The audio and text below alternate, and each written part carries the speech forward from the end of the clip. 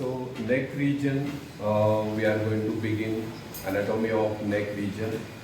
As I have told, the neck region of the body, which is consist from the superficial to the deeper side.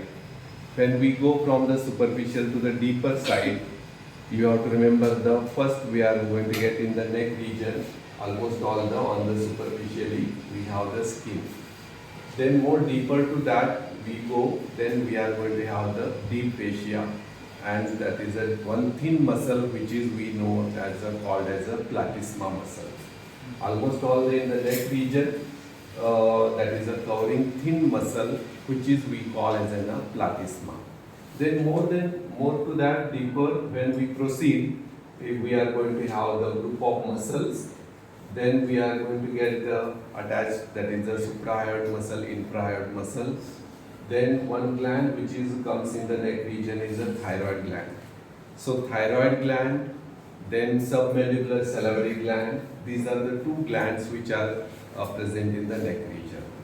Then more deeper when we proceed, we are going to have the that is a trachea and esophagus. And on the either side, on the deeper side, we have the arteries and veins and nerves like a common carotid, external carotid and internal carotid. So all these you are going to get the structures of the neck region. So neck region from superficial to the deeper side, it consists from the skin, superficial fascia, then one thin muscle covers the neck, that is an important muscle of the neck region, that is the platysma. Then we have the group of the muscle attached to the suprahyoid and infrahyoid bone. We call as in a suprahyoid muscles and infrahyoid muscle. So this is the one which is you can remember about the hyoid bone. So next, deeper to that, or we have the two glands.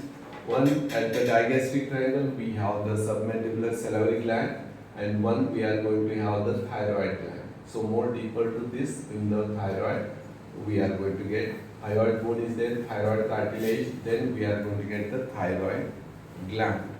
So these are the structures. On either side of the neck region deeper, we have the common carotid arteries, common carotid, internal carotid and external carotid artery, and internal jugular vein, and one which is we call as the vagus nerve. So these all are the structures of the neck region. So these are the topics which is you should know about that is the structures of the neck. Then next we are going to first going to explain that is the triangles of neck. So when you see the quadrilateral side or quadrilateral shape lateral view of the neck region, when you see the side view of the neck region, it appears like a quadrilateral in shape.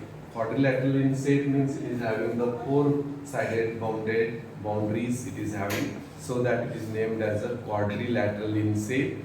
That is the lateral side of the neck, or the on the side view of the neck. When we see the side view of the neck, on the side of the neck region, we are going to have that is a quadrilateral boundaries or quadrilateral space. This quadrilateral space of the neck, which is divides that is a different anterior triangle and posterior triangle by the sternocleidomastoid muscle. So what is the importance of this in the side quadrilateral space or the quadrilateral outline of the neck? It is having the consisting the one obliquely running muscle, that is we call as a sternocleidomastoid muscle. Area in front of that we call as an anterior triangle of neck, and area behind this we call as the posterior triangle of neck. So next, what you should know, what are the boundaries of the quadrilateral space of the neck region. So you go to the anterior part of the anterior part. Anteriorly we are going to have the anterior median line. We have the anterior median line. Then posteriorly we have the anterior border of trapezius muscle, back muscle which is covering the trapezius on the posteriorly. Inferiorly we have the clavicle, and superiorly we are going to have the base of the mandible. This is very important, you have to know, that is a base of the mandible, and we have the mastoid process and superior nuchal line. So what is superiorly bounded by the quadrilateral space? Base of the mandible and line joining the, you have to mention line joining the angle of mandible to the mastoid process and superior nuchal line. So this is the superior boundary and inferior boundary clavicle, anteriorly anterior median line, then posteriorly anterior border of the trapezius muscle. So this is the one which is you should remember about the boundaries of the quadrilateral space of the neck region.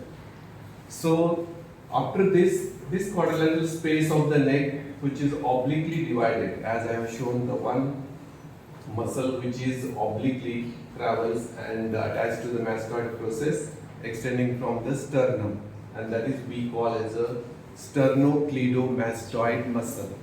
So this sternocleidomastoid muscle also we name as a sternomastoid. So name itself gives the sternocleidomastoid.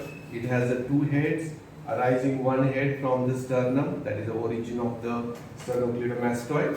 One head arises from the sternum and one head arises from the clavicle. So origin of sternocleidomastoid is from the sternum and clavicle.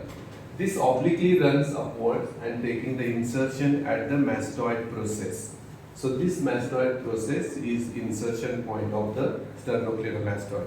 So the name is given, that is the sternomastoid or sternocleidomastoid. Sternum, cleido, clavicle and mastoid is the insertion. So this gives the idea about the origin insertion of the sternocleidomastoid. Very important muscle of the neck region we get. I have told the movement of neck, whatever the flexion, extension, nodding of the head, this all will be included, that is the actions of the sternocleidomastoid muscle. So origin insertion, you know, spinal accessory nerve which is supplied, the nerve supplied to the sternocleidomastoid. So this quadrilateral space of the neck, which is divided by the obliquely running the, that is sternocleidomastoid. The area in front of the sternocleidomastoid we call as that is the area of the anterior triangle of neck, and the area behind the sternocleidomastoid we call as the posterior triangle of neck. So there should not be confusion of the anterior triangle and posterior triangle. When we go to the anterior triangle, so more detail we are going to discuss about the anterior triangle of the neck. So what is the anterior triangle of neck? You have to mention the definition. It is a triangular muscular space situated in front of the sternocleidomastoid muscle. Triangular muscular space situated in front of the, that is a sternocleidomastoid muscle, is called as an anterior anterior triangle of the neck. Then you have to remember that is what are the boundaries of the anterior triangle of neck. Anteriorly it is bounded by the anterior median line or the median plane, you can call median line. Posteriorly by the anterior border of sternocleidomastoid muscle, and superiorly by the base of the mandible, line joining the angle of mandible to the mastoid process. There is no inclusion of the superior nuchal line. So here superiorly and apex is directed downwards on the sternum, and I have told anterior and posterior, and superiorly we can have the base, and this is the apex of the anterior triangle of the, that is the neck. So this anterior triangle of neck, which is consist of the, we have the four suprahyoid and infrahyoid muscle. When you go to the hyoid bone, this is the hyoid bone. In the neck region you have the hyoid bone. Above the hyoid bone we call as in the muscles known as the suprahyoid muscle. Below the attachment to the below the hyoid bone we call as a infrahyoid muscle. So in this we have the suprahyoid muscles. Suprahyoid muscles are, we are going to get digastric, stylohyoid, mylohyoid and geniohyoid. Then infrahyoid we are going to get the relates to the sternum. Below this which is inclusion sternohyoid, sternothyroid, thyroid and omohyoid. So these are the four infrahyoid and four suprahyoid muscles present in the, that is the anterior triangle of the neck. Then next proceeding to the, what are the subdivisions of the anterior triangle of neck? Anterior triangle of neck is subdivided by the muscles known as digastric muscle, anterior belly of digastric and posterior belly of digastric, and this is a superior belly of omohyoid muscle. So this superior belly of omohyoid, anterior belly of digastric, posterior belly of digastric muscles, they divide the anterior triangle into a sub-triangles known as we have the submental triangle and digastric triangle, and this is the carotid triangle, and we have the muscular triangle. So these all are the, you can remember the 4 sub-triangles of the anterior triangle of the neck. So I have told submental triangle, then we have digastric and carotid and muscular. So what are the boundaries of these all sub-triangles? Just to revise, submental triangle definition you have to mention. This submental triangle is a median triangle.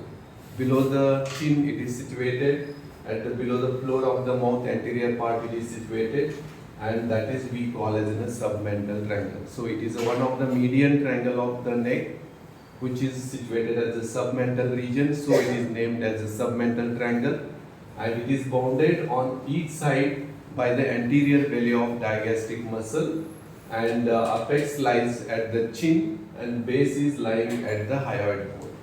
Base is hyoid bone, apex lies at the chin. On each side we are going to have the, that is the anterior belly of digastric muscle. Next, of this is the floor of the submental triangle is formed by the mylohyoid muscle. Here in this, the deeper one, anterior part, which is covered by the muscle known as the mylohyoid muscle. On the right and left side, because it is a median triangle, right and left side we are going to get the mylohyoid muscle, and also the median raphe connecting two muscles of the right and left side. So median raphe and mylohyoid muscle will make the floor of the submental triangle. Next, going to the, what are the contents of the submental triangle? As name itself, we have the submental group of lymph nodes. They are only 2 to 4 in number. 2 to 4 numbers of the small lymph nodes are the major content of the submental triangle. So where they are situated? Below the chin, we are going to get at the region in between the two anterior belly of digastric muscle, right side and left side. Within that there is a situation of the submental lymph node. What is the draining area? They are 2 to 4 in number. What is the draining area of the submental lymph node? In the central part, you have to remember the here lower part of the central part of the lower lip, then adjoining gum you are going to get, then anterior part of the floor of the mouth and tip of the tongue. All that will drains the almost all the submental group of lymph nodes. These are the areas where the draining area of the submental group of lymph node. So anterior jugular vein is formed, that is by the submental veins. Submental vein joins to form the anterior jugular vein. That is also the one of the content. So content of the submental triangle, as itself name itself tell you the, that is guide you the, that is what it contains. It contains name itself, that is submental group of lymph node. Then going to the next one, that is a digastric triangle. This digastric triangle boundary, digastric region it is situated. Digastric triangle is situated in the digastric region. Where the digastric region is there? So it is extended from the base of the mandible to the hyoid bone. Base of the mandible to the hyoid bone, this area we are going to call as a digastric region. So digastric region, which is we include the, that is the presence of the digastric triangle. So what are the boundaries we are going to get? After the definition of this, digastric triangle is a triangular muscular space, and it is a subtriangle of anterior triangle situated in the digastric region. Digastric region which is there situated in between the, that is the base of the mandible to the hyoid bone. So that is a digastric region, and digastric triangle is situated. Then boundaries of the, we are going to get the digastric triangle. So we have the here anterior inferiorly by the anterior belly of digastric muscle, and posterior inferiorly by the posterior belly of digastric muscle, and superiorly or the base is by the base of mandible to the mastoid process, line joining the angle of mandible to the mastoid process. When you go to the more detail of the digastric, here you are going to get the base above. It is formed by the base of the mandible line joining the angle of mandible to the mastoid process. Then we have the anterior inferiorly by the anterior belly of digastric, posterior inferiorly posterior belly of digastric. Here it is a floor forming anteriorly as we got the mylohyoid muscle. Posteriorly we have the hyoglossus muscle. So anteriorly mylohyoid and posteriorly hyoglossus muscle, which is making the floor for the digastric muscle. Then going to the next triangle, carotid triangle. Name itself gives you the carotid triangle, which is a region of the carotid artery. Common carotid, internal carotid, external carotid artery are the major contents. So major contents in this triangle, so those are the carotid. So carotid triangle we are naming. So superiorly it is bounded by the posterior belly of digastric muscle. Posteriorly we have the anterior border of sternocleidomastoid and anterior inferiorly by the superior belly of omohyoid. Anterior inferiorly superior belly of omohyoid and posterior superiorly or superiorly by the posterior belly of digastric muscle, and posteriorly we have the anterior border of sternocleidomastoid muscle.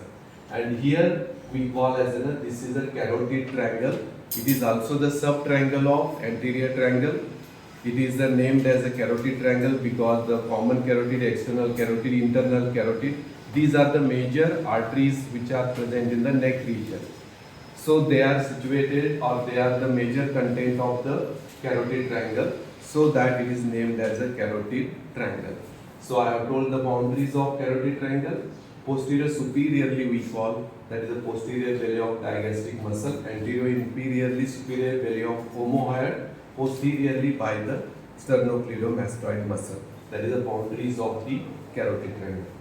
Going to the muscular triangle, one which is you have to remember, that is a muscular triangle which is always area below the hyoid bone.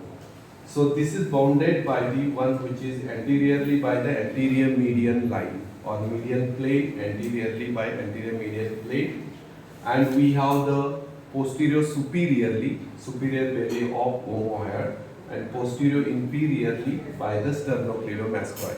Posterior inferiorly sternocleidomastoid, posterior superiorly we have the superior belly of omohyoid, anteriorly anterior median line.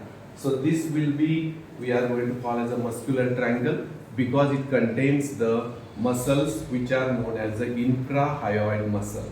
These are the small ribbon-like muscle which are present in the neck region, anterior part of the neck region. So those are named as we call as that is the infrahyoid muscle are the major content of this. So it is named as a muscular triangle. So you have to remember muscular triangle is one which is situated below the hyoid bone area. So it is bounded anteriorly anterior median line or median plate. Posterior superiorly superior belly of omohyoid. Posterior inferiorly we have the anterior border of sternocleidomastoid. So that you should know the content are the infrahyoid muscle. So those are infrahyoid muscles are sternohyoid, sternothyroid, thyrohyoid and omohyoid.